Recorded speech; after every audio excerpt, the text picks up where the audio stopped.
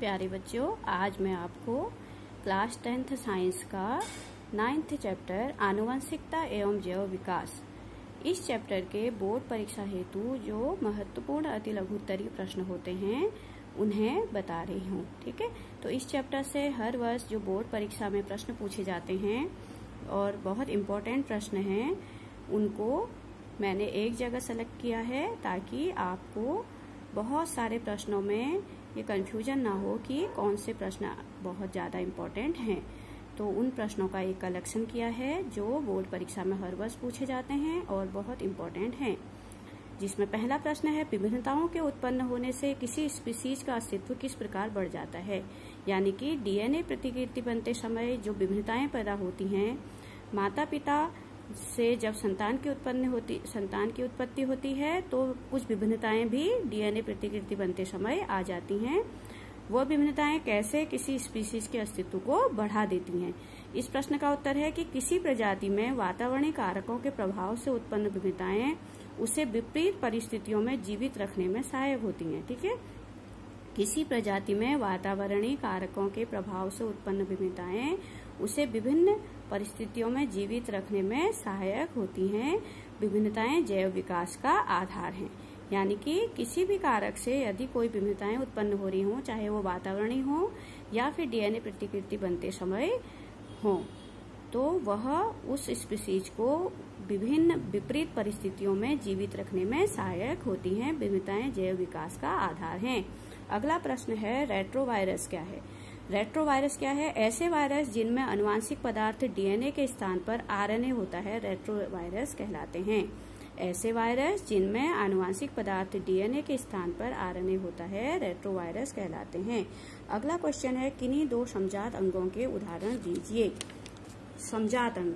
समजात अंग वे अंग होते हैं जो बनावट में एक से होते हैं लेकिन कार्य में विपरीत होते हैं। ठीक है, समजात अंग वे अंग होते हैं जो बनावट में एक समान होते हैं लेकिन कार्य में असमान होते हैं।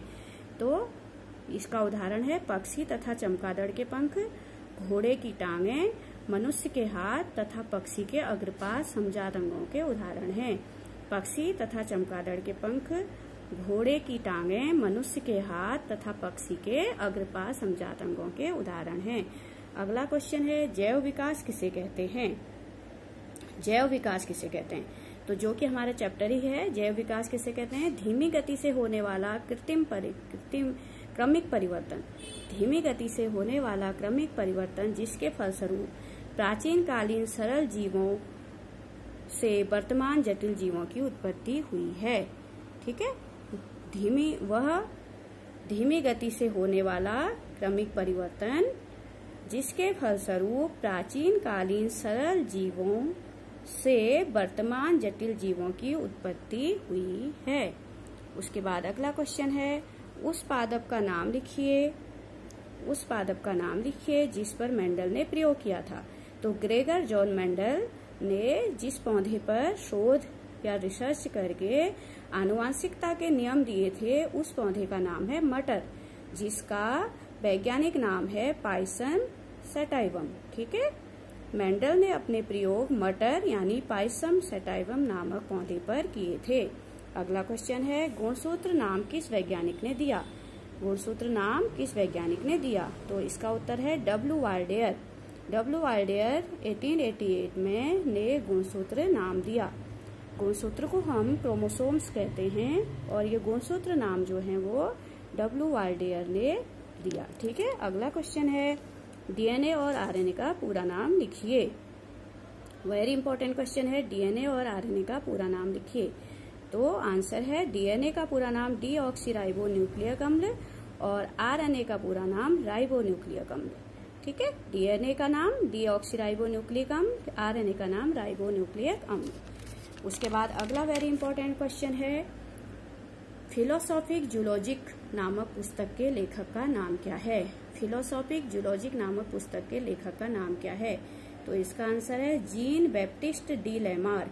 ठीक है, तो लैमार्क हम इसको शॉर्ट में कहते हैं। जीन बैप्टिस्ट डी लैमार्क ने फिलोसॉफिक जूलॉजिक नामक पुस्तक लिखी थी जैव विकास पर। अगला क्वेश्चन है, प्राकृतिक चयन द्वारा नई जातियों के उद्भव के सिद्धांत को किसने प्रतिपादित किया। यह प्रश्न भी हर वर्ष पूछा जाता है कि प्राकृतिक चयन द्वारा नई जातियों के उद्भव के सिद्धांत को किसने प्रतिपादित किया। प्राकृतिक चयन द्वारा नई जातियों की उत्पत्ति होती है, यह सिद्धांत किसने दिया, चार्ल्स डार्विन ने। अगला क्वेश्चन है, आर्कियोप्टेरिक्स किन वर्गों के बीच संयोजक की कड़ी है। आर्कियोप्टेरिक्स किन वर्गों के बीच संयोजक कड़ी है। आंसर है पक्षी तथा सरीसृप वर्गों के बीच। आर्कियोप्टेरिक्स किन वर्गों के बीच संयोजक कड़ी है, तो इसका आंसर है पक्षी तथा सरीसृप वर्गों के बीच। अगला प्रश्न है, उत्परिवर्तनवाद का सिद्धांत किसने दिया। उत्परिवर्तनवाद का सिद्धांत ह्यूगो डी व्रीज ने दिया। उत्परिवर्तनवाद का सिद्धांत किसने दिया, आंसर है ह्यूगो डी व्रीज। अगला क्वेश्चन है, योग्यतम की उत्तरजीविता का सिद्धांत किस वैज्ञानिक ने दिया। योग्यतम की उत्तरजीविता का अर्थ है कि जो प्राणी अपने आप को बदलती हुई परिस्थितियों के अनुसार ढाल लेता है वही जीवित रहता है, अन्य नष्ट हो जाते हैं। इस सिद्धांत को प्रतिपादित किया हर्बर्ट स्पेंसर ने। योग्यतम की उत्तरजीविता का सिद्धांत किस वैज्ञानिक ने दिया, हर्बर्ट स्पेंसर ने। ठीक है। अगला क्वेश्चन है, मनुष्यों में गुणसूत्र की संख्या कितनी होती है। तो मनुष्यों में गुणसूत्रों की संख्या 46 होती है। ठीक है, मनुष्य में गुणसूत्रों की संख्या कितनी होती है, 46। ये वेरी इंपॉर्टेंट क्वेश्चन है जो इस चैप्टर से पूछे जाते हैं। अगला क्वेश्चन है, आनुवांशिकी का जन्मदाता किसे कहते हैं। ये प्रश्न इस चैप्टर का सबसे इम्पोर्टेंट क्वेश्चन है। आनुवांशिकी का जन्मदाता किसे कहते हैं, तो आंसर है Gregor John Mendel. Gregor John Mendel को आनुवांशिकी का जन्मदाता कहते हैं। अगला वेरी इंपॉर्टेंट क्वेश्चन है, जीवाश्म किसे कहते हैं। तो जीवाश्म किसे कहते हैं, प्राचीन जंतुओं और पौधों के पृथ्वी के भीतर या चट्टानों में बचे अवशेष या उनके चिन्ह जीवाश्म कहलाते हैं। ठीक है, प्राचीन जंतुओं और पौधों के पृथ्वी के भीतर या चट्टानों में बचे अवशेष या उनके चिन्ह जीवाश्म कहलाते हैं।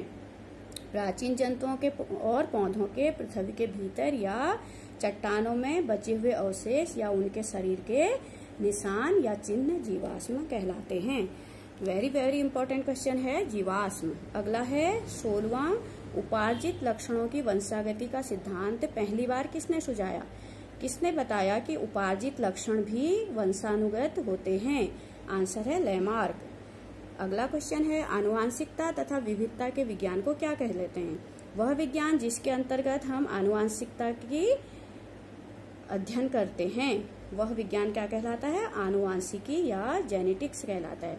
वह विज्ञान जिसके अंतर्गत हम आनुवांशिकता तथा विविधता के विज्ञान को आनुवांशिकता तथा जैव विविधता के विज्ञान का अध्ययन हम किसके अंतर्गत करते हैं, आनुवांशिकी जेनेटिक्स के अंतर्गत। अगला वेरी इंपॉर्टेंट क्वेश्चन है, आनुवांशिकता किसे कहते हैं। तो आनुवांशिकता किसे कहते हैं, आनुवांशिकता माता पिता। आनुवांशिकता किसे कहते हैं, तो आनुवांशिकता का उत्तर है माता पिता एवं अन्य पूर्वजों के गुण। ठीक है, ट्रेड्स। माता पिता एवं अन्य पूर्वजों के गुण संतानों में अवतरित या स्थानांतरित होना आनुवांशिकता कहलाती है। माता पिता एवं अन्य पूर्वजों के गुण संतानों में।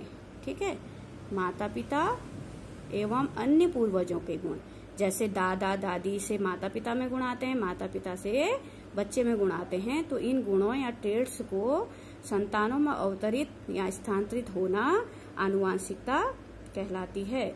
इसका अध्ययन हम जेनेटिक्स के अंतर्गत करते हैं। अभी मैंने बताया था आपको कि आनुवांशिकता किसे कहते हैं, आनुवांशिकता कहते हैं माता पिता एवं अन्य पूर्वजों के गुणों का या ट्रेड्स का संतानों में स्थानांतरित या अवतरित होना आनुवांशिकता कहलाता है, हेरिडिटी कहलाता है।